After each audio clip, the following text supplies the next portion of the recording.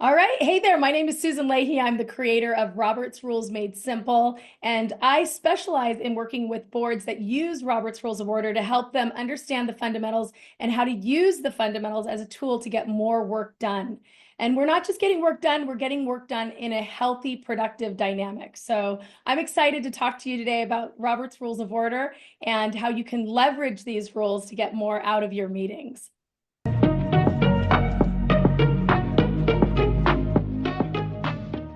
Hi, I'm Mark Banicevich. Welcome to Governance Bites. And as you just heard today, I have the pleasure again to be talking across the ocean with Susan Leahy to have a conversation about Robert's Rules of Order. And really, the best person I could possibly be speaking to about these rules because you've made your business around Robert's Rules. Yes. And I've worked on a board, an international board, where we were trained in Robert's Rules and used those for the meeting. And so a lot of boards that I've encountered have never really heard of Robert's Rules. They move in second motions, but they don't really know the source of it. And so having a conversation with you about this is going to be very, very interesting and hopefully give some people a good introduction to what Robert's Rules are. So could you start then by giving us an overview of Robert's Rules of Order? What are they and how did they evolve?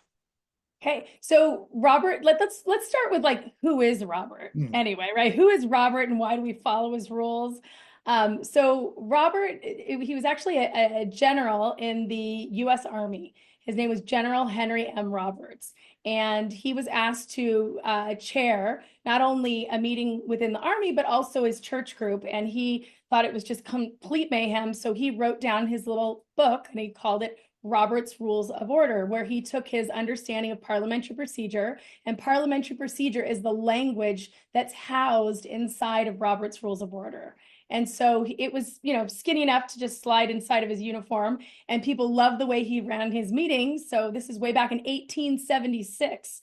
The first edition was published. It's now gone through 12 revisions, and it's over 700 pages long. And the book is part of the problem. There is a brief version. There is a brief, thank God. That's all we need, right? That's right. And there is Robert's Rules Made Simple because it should be simple. Yes. And that's really what I focus on, is working with boards so that they understand how to use the fundamentals of Robert's Rules of Order. Yeah, it's interesting. As you say, it was based on parliamentary procedure, and I think specifically British Parliament at the time. And in the work that I do in my day job, I've encountered changes in legislation and so forth. And our parliamentary procedure is now available online. You can watch recordings and stuff of what's happened in Parliament, and watching them follow Robert's Rules is really, really interesting. And noting that now they have 10-minute speaking slots, for example, and you think, oh wow, all of this has come out of There we go. Rules. There we go. Full circle. That's it. Yeah. And why do we have these rules? Because when you are making decisions, you have to have a decision-making process. Yes. And so that really is it. So when people say, oh, we use Robert's Rules of Order to run our meetings, I'm always like, that's half true. You use Robert's Rules of Order to handle the business side of your meetings.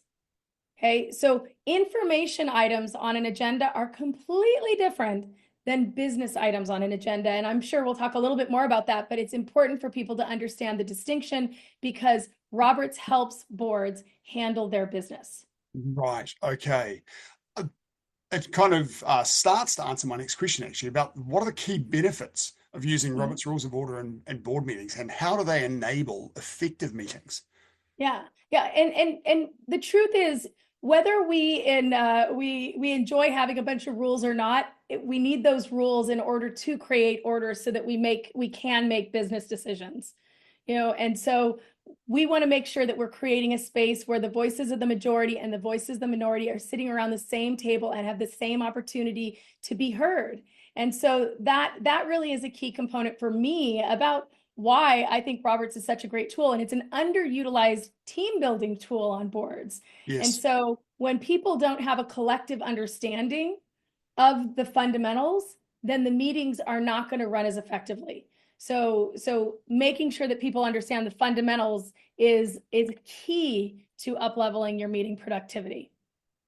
When I was first trained in Robert's Rules and when I first read Robert's Rules in brief, I'm sure my first thought was exactly what most people will think, with the different types of motions, which I'll ask you about later.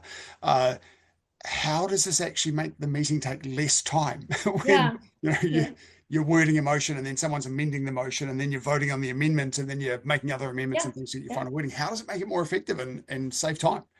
Well, what I would say is that when people are like, "Well, how does that all work?" I don't really understand it. It's like speaking another language. So when you're learning a new language, it could feel cumbersome and daunting. But the Hmm. reality is once you get the fundamentals of the language, then all of a sudden it's like, "Oh, okay, I understand the flow of this. Let me just start with this one piece," because a lot of people, and this is very simple, because Robert's rules made simple. That's what I'm up to doing in the world, is that when you say motion, for the rest of your life, I want you to hear the word question. Right. Okay. A motion is nothing more than a question. Mhm. That's all it is. So what Robert says is that if there's a business question that the board is desiring to answer, you need to first start by making a motion. Ask the question. Why would you do that? Why would you first ask the question? But because if you have a group of people, because I see this in meetings all the time, and this is a life waster, this is a time waster, where you get into a meeting and people are talking and talking and talking and talking and talking, and somebody goes, did somebody make a motion? Yeah. So What's the you've problem just we're trying to solve? yeah, you just wasted a whole lot of life. And Mm. so Roberts is saying, put the question on the table, see if at least one other person in the room thinks that question is worthy to talk about. And that's a second. I Yes. second the main motion. I second the question. And once that main motion receives a second, now the question belongs to the assembly. Yeah. And now we have a focused way of making decisions. Now, amendments, that's another one. You're like, well, gosh, doesn't that just a time waster? I'm sorry, that's as quick as humans can move. Hmm. We're not AI. We have to Yeah. break it down into small, manageable, bite-sized chunks, and so that's what an amendment is. It allows you to add something to or subtract something from the amendment. And what you're doing in that process is getting a very strong, tight definition around the question so that everyone has a Yes. common understanding of what the question is and you're all Oh, answering the same question. Oh, you give me the chills, Mark. You give me the chills because that doesn't happen very often, right? No. There's misinterpretations. Oh, I didn't know that's what you were saying. That's Yeah. why full arguments have been created. Marriages have ended because Yes. they didn't understand the question. You were arguing that question and she was arguing that question, and there was a breakdown. So, making sure that everybody understands what the main question is, the main motion, that really is the first step in creating clarity in getting to a decision. Yes. Yes. Now, I've got a couple of favorite misconceptions about Robert's rules because, as I said Okay. before, it's very common that people run meetings using motions and seconding and so forth, but they've never heard of Robert's rules and, That's right. and never understood the detail. What are some of the common misconceptions about Robert's rules that you encounter? Well, one that kind of personally drives me crazy. I'll go on my soapbox. I dislike, and Roberts now talks about it, friendly amendments. This concept. Have you ever heard of that? I don't No, know I if haven't. that's something that happens here in the States where someone will make an amendment and then there'll be somebody that says, well, I'd like to offer a friendly amendment. And then all of a sudden, the maker of the amendment and the person who's trying to make the friendly amendment are doing something. So wait a minute, it created a lot of confusion. And so Roberts actually addresses it now and says, whoa, as a chair, if somebody wants to make a friendly amendment, treat it as an amendment, Right. not as, they can't do some side brokering deal because once a motion has been moved and seconded, it no longer belongs to the maker of the motion. The maker of the motion is unimportant. Okay, the maker of the motion is unimportant, and we need to get over the ego of that because Yes. once the motion has been moved and seconded, it now belongs To to the the room. assembly. So I Mm. think I just probably stated two things that bother me. The maker Right. of the motion is not that important, and I don't like when people try to use this tactic of friendly amendments. It's funny that the maker of the motion is not important, but we do record the name of the maker of the motion in the minutes. Okay, okay, that's Um, fine if you want to. Yeah, well, and you can, and th- yeah, well, yeah. that's that. I thought that was standard. I thought Well, such and such okay, so moves. again, different organizations are going to do it differently, but what's most important about the meeting minutes is that the final motion that gets approved is recorded in the minutes. You Right. don't need to say this person moved, this person seconded, there was discussion that followed, and blah, blah, and then this person amended. Now, unless your bylaws and your constitution state different, or any of your any other laws, legalese, let me just say this. Robert's Rules of Order is the lowest ranking document in your organization. Your Hmm. organization's constitution and bylaws gives Roberts the authority to manage the business. Now, if there's anything in your constitution or bylaws that contradicts Robert's Rules of Order, you yield to the higher ranking document. Yes, of course. Right. Yeah. It's interesting to hear you, and I'm really pleased to hear you say that you don't need to record the mover of the motion, that it is because the motion belongs to the assembly, as you say. Because a conversation that I had recently was around suggesting that it this tendency for people to say this person moved, and one of my key frustrations is this person seconded, because Robert's Rules is very clear that you don't have to record the seconder, because the seconder doesn't even have to agree with the motion. They just have to think it should be Yeah. discussed. Yeah, they find it worthy to discuss. That's all. And Right. so I think part of what part of what happens is people become almost like they're treating it like they're court stenographers. This Yes. person did this and this person said this and the debate was about this. And no. It's you need to just make sure that we're very clear what was actually voted on. Right. Yeah. Excellent. And the other key frustration, the misconception that I come across, and I've seen this in constitutions, and yes, as you say, the Constitution overrides Robert's Rules. It is a key frustration for me, this concept of the president or the chair having a casting vote. So everyone in the room votes. You might have 7 or 9 people cast a vote, and if for some reason it's tied, the chair for some reason gets another vote. That doesn't feel very, very democratic to me, and that's a complete misreading of Robert's Rules. Because in No. Roberts, and what I really like about Robert's Rules is this concept that the chair doesn't vote unless their vote changes the decision. Yes, And exactly. Because the chair, that makes sense because the chair really is there to facilitate the meeting and be a yes, steward of getting the board through the agenda. And so unless their vote influences the the vote decision. itself, Yeah. a decision, then they just abstain from voting in order to maintain a little bit more neutrality. Yes. I just say Yeah. that word right, neutrality. Is that Neutrality. Yes. Yeah. okay, I don't know why that sounded weird coming out of my mouth, but yeah, so that Yeah, people have this kind of concept that if a vote is tied, then somebody needs to break the tie. And break the Robert's tie. Rules is very clear that if the vote is tied, it doesn't pass because it doesn't have a majority. And you don't need a casting vote. It's that simple. Yeah. So, no, okay. So, Very fun, very fun.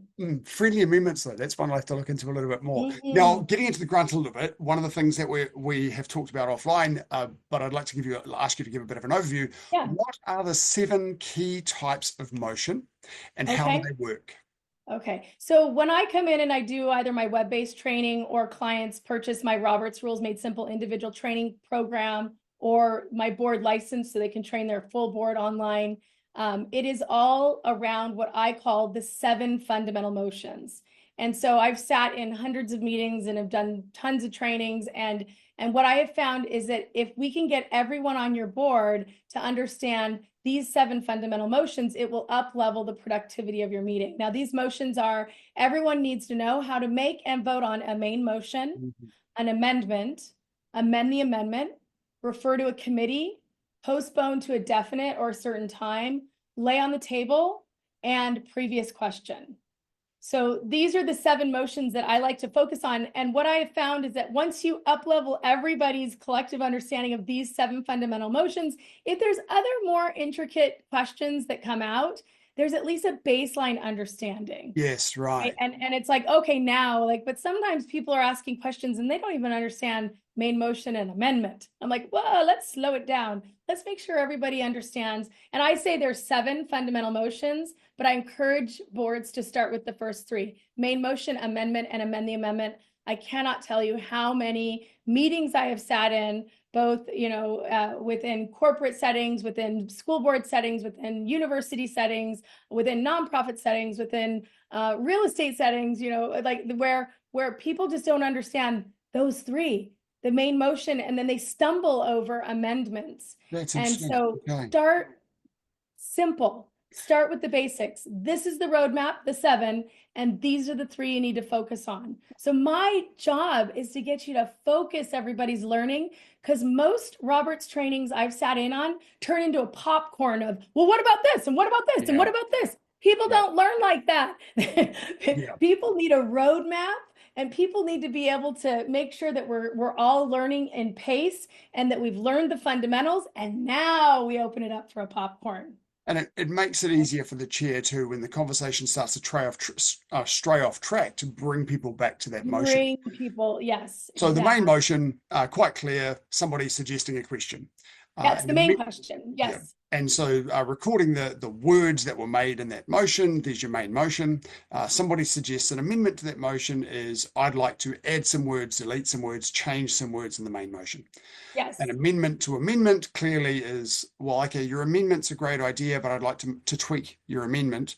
Mhm. And the way Robert's Rules works is someone's tabling the main motion. If somebody makes an amendment, you discuss and vote on the amendment and then go return to the main motion. You're not tabling the main motion. Let that go, right? Okay, great. Thank So you. it's not, yeah, it's not being tabled. It just is, okay, so I'll give you it's a pyramid. Yes. So what I want you to look at it is just stair steps. So the only thing we have on in the pyramid, because that's the structure that houses Robert's Rules of Order. Yes. So in order to start handling your business, you start by making a main motion. I move. Is it seconded? Boom, we're in the pyramid. Yes. And then there's a series of stair steps. So someone says, I move to purchase XYZ for the blank company. And then someone says, well, I move to purchase 5 for the XYZ. Oh, I moved to strike out 5 and insert 7, right? Yes. So now what we have is a main motion, an amendment, and amend the amendment. Yes. Okay, you haven't tabled anything. Right. All of those motions are on the table. They're all there. Yeah. But you first are dealing with the amendment to the amendment. Yes. Right. And then you take those stair steps on the way down. Right. Yes. So you resolve the amendment to the amendment. Once that's resolved, you can refer to the amended motion. Once that's resolved, not to the amended motion, back to the amendment. Yes. And then once you deal with the amendment, then you're down to the main motion. Right. Right. Right. Look, yeah. So they're the 3 fundamentals. Now, you laid some other ones out. Refer, of course, is when you're saying, okay, we want to take this concept and take it outside of this board meeting to another group to have them discuss it, make a decision, and bring it back. So you're referring to a committee, whether it's ad hoc or existing. And now, again, let's look at why that's so important. And this is a really great indicator of the health of your organization. Do your boards trust their committees? Or are you serving in a organization where you've got a controlling board that has to make all the decisions, and so they're scrutinizing everything that the committees do? Why are committees created? Committees are created to save you life. Yeah. And so I like to look at the dynamic between the board and the committees. And do you have a board that's trying to micromanage, or are you really trusting your committees? So they're designed to save you life. So I move to refer this to the finance committee to report back to our next regularly scheduled meeting. Yeah, great. A big lifesaver. And you get specialists involved by doing that as well. So that's a 4th type. The 5th type. Postpone to a definite or certain time. Yes. So this one is where, okay, we've got the motions on the table, but I'm not quite ready to vote yet. I need more time. I got to go talk to my constituents. I need to do more research. So I move to postpone this to our May meeting. Yes. And why that's significant is because it gives a specific time for when it needs to be reported back. Yes. And that's why, and I'm going to just say this is a table, lay on the table, is one of the most widely used, but it's one of the most widely misused, because you only lay a motion on the table in lieu of more pressing business. So if you're an experienced chair, if somebody says, I moved a table, the response should be in lieu of what business? No. And it's like, CEO is coming in, that this is happening, we need to set up the room, whatever it is.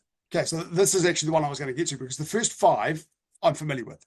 Lay on the table. This is one that I think, oh, what is that motion? So is this a motion to take the current matter and delay it till later in the meeting? Is that what lay on the table? So because unlike a postponement, or postpone to a definite time or certain time, yes. But it could be, I moved to postpone this till 8 o'clock tonight. Right. So you could have any time. And what's powerful about a postponement, because what I would love for us to do is I want to frame the conversation and focusing on a postponement, because tabling it doesn't require a time frame to come back. So it's like, okay, I moved to lay this matter on the table, and then it could just lay there forever.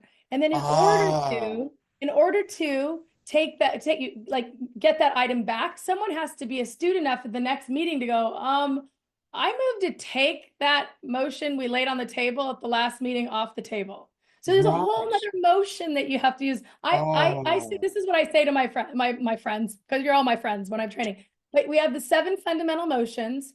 Focus on the first 3 yes. and don't use lay on the table. Oh, yeah. That's what I was So thinking when you were saying this. It's like, why would you want to use that? And thank what was the seventh? you.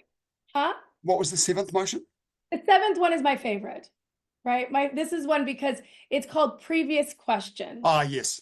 Right. Yes. And previous question is great because when I say previous question, based on the conversation we've been having, you should think previous motion. Mm-hmm. But what it's saying is, hey, do you want to stop discussion on the previous motion and vote?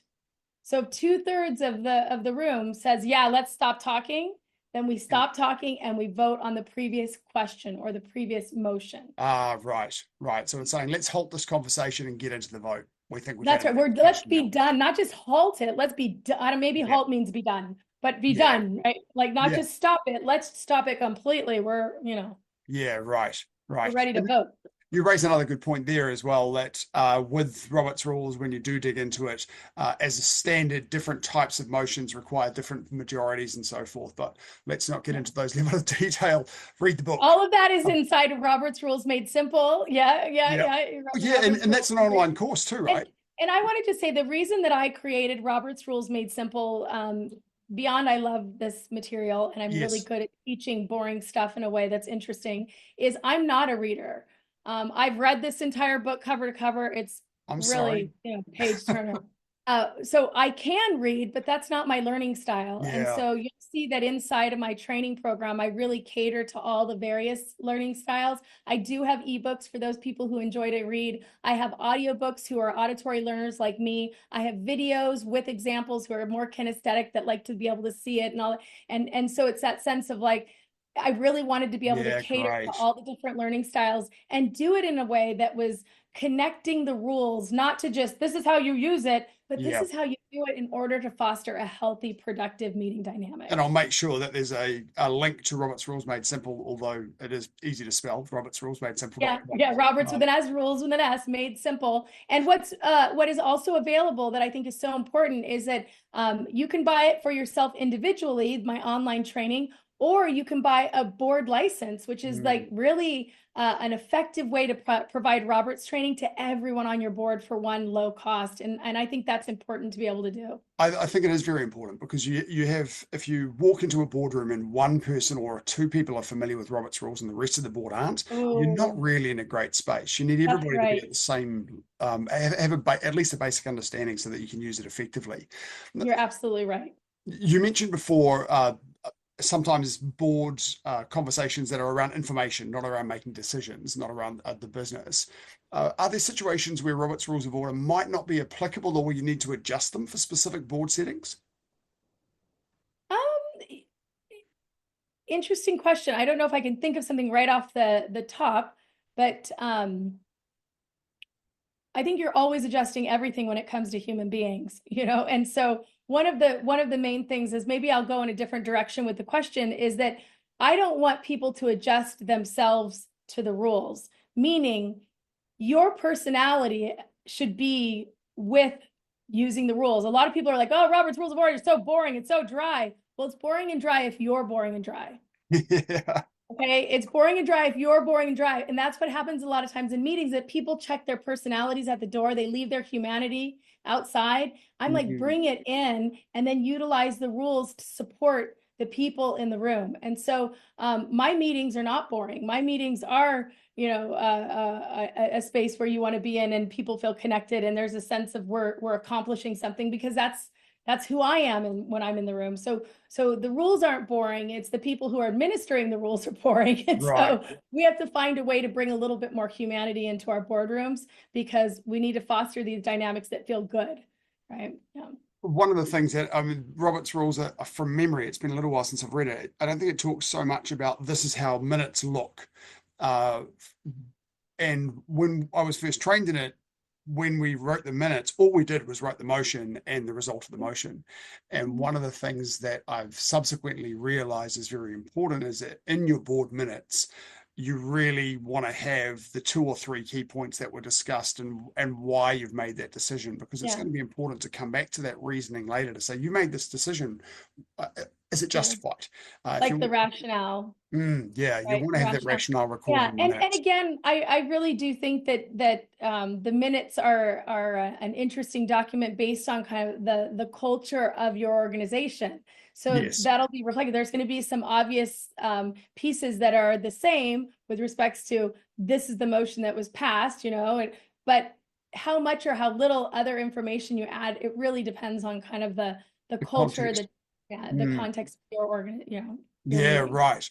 Mhm. What challenges have you encountered when boards try to implement Robert's rules? And how Well, do you overcome them?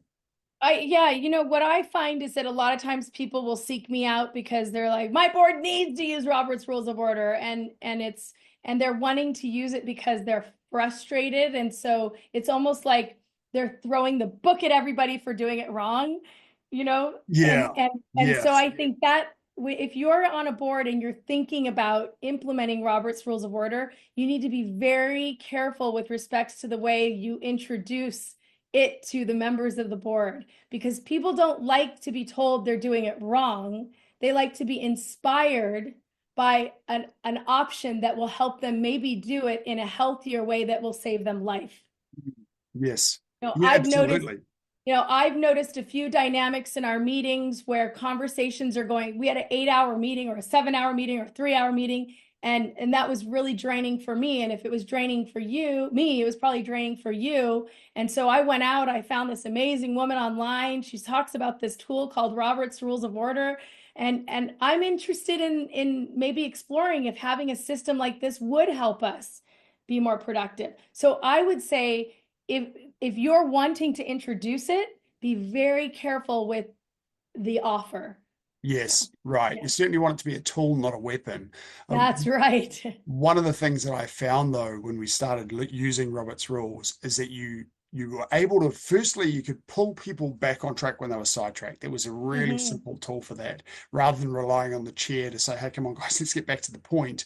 You Yeah. could have somebody from the floor say, guys, we're off Yeah, track here. yeah. Point Let's of get back to the parliamentary motion. inquiry. What are we talking about? Like that's what I love about Roberts is that yes, while the chair is in charge, there's tools and ways for the board members to say, hey, I'm done talking. Let's start voting, which is the Yes. previous question. There's Yep. ways for them to say, well, point of parliamentary inquiry, what are we talking about right now? What motion is on the floor? You Yes. know, point of Um, information. Can you remind me how much money is in the account? yeah. Like there's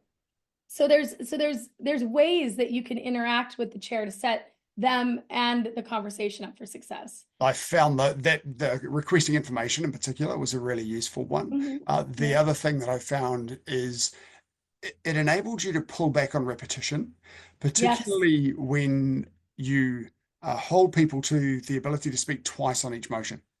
And Hmm. rather than having the back and forward and everyone speaking half a dozen times and repeating things that have already been said, it's like Yeah. if you get that dynamic, having a chair that holds you to the rules and says you're only allowed to speak twice.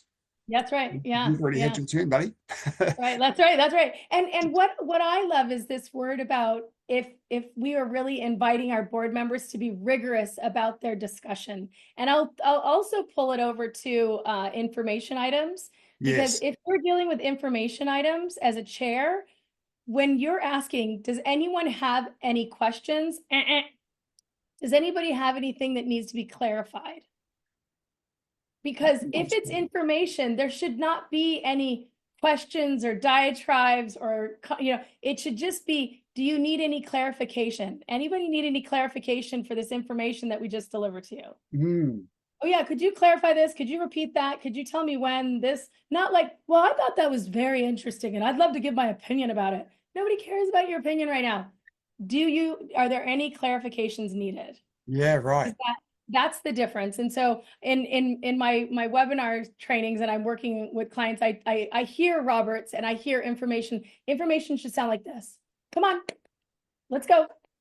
Let's move. Keep it tight. Go, go, go, go, Yep. go. Right? Yep. Roberts and business should sound like this. There's a rhythm. Is there a motion? It's been moved. Is there a second? It's been properly moved and seconded that. So there's a rhythm to the language of Roberts. And when Yes. that rhythm is predictable, it creates security and it creates trust. And you need that when you're handling your business. Yeah, absolutely. We've talked a little bit about tools and resources. You've got, of course, Roberts Rules Made Simple that you can jump online and you've got your online training. We've got Roberts Rules in Brief, which is a nice, easy read. You've got the doorstop at your end that people can read if they want to get into the detail. Are there any other resources or tools that you'd recommend? Well, I would say that for those who are board chairs or individuals who have to support their chairs, I have a chair meeting with confidence online training that really is a powerful resource that's full of all kinds of scripts. Because the biggest question that I get from my board chairs who have to run meetings that use Robert's Rules of Order is, oh my God, Susan, what do I say when?